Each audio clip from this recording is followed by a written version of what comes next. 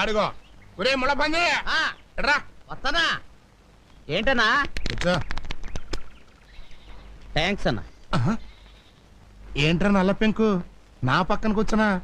నీకు నాకు ఎంత తేడా ఉందో తెలుసా తెలుసన్నా కనీసం నేను అడుక్కుంటున్నాను నువ్వు అది కూడా చేయట్లేదు కదా ఏంట్రోయ్ 10 కొంపల ఫుడ్ తినేసరికి గుండు బలిచిందా నా ఎలగా కింద కూర్చో ఒరే సేమ్ పంది అన్నా సిల్లర ఎంత ఉందిరా జేబులోనా బ్యాంకులోనా